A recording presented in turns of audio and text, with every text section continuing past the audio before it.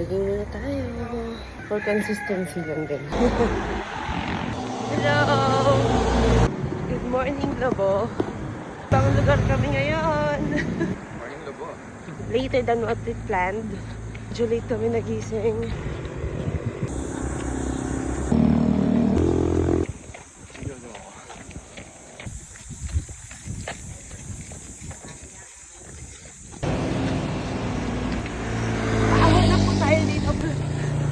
Practice for next week.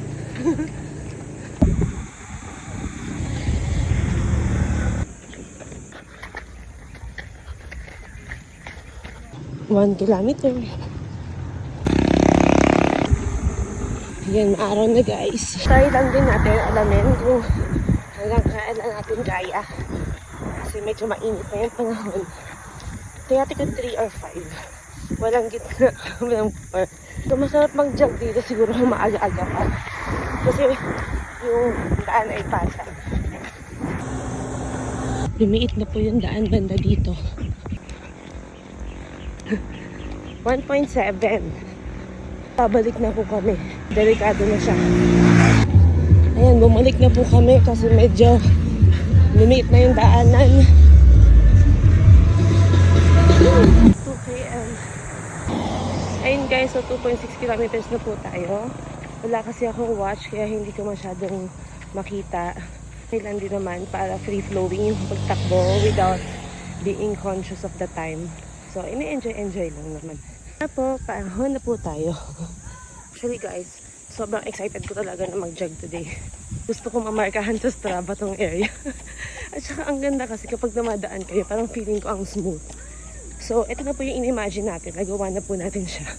Okay guys, ayun nga, nag-dive nga kasi kami. Pero, 2 years ago na, since yung last dive namin. Kasi nag-preggy, tapos nanganak. Pero ito, slowly going back on track. Char!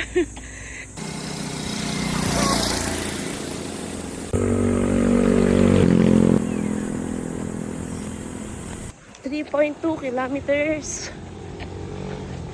Tignan natin. Itutuloy pa ba natin sa side na yun? Kasi malapit na po yung aming accommodation. Kasi ito po ang itsura sa labas. Yan. Itutuloy po natin dito yung 4 km. Charot! Gusto ko pong mahirapan at subukan. Bye!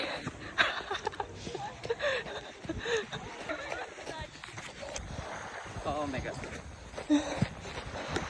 Iba siya.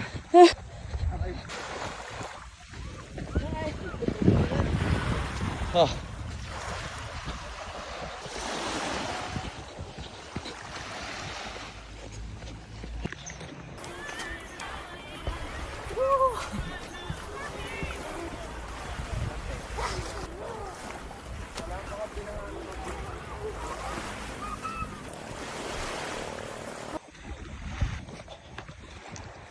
.5.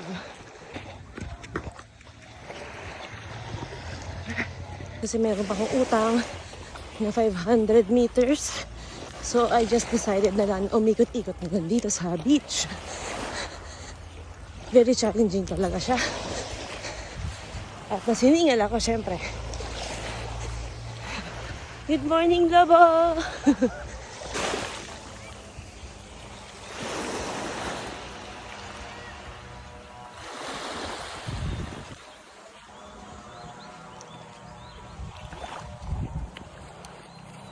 Feels good.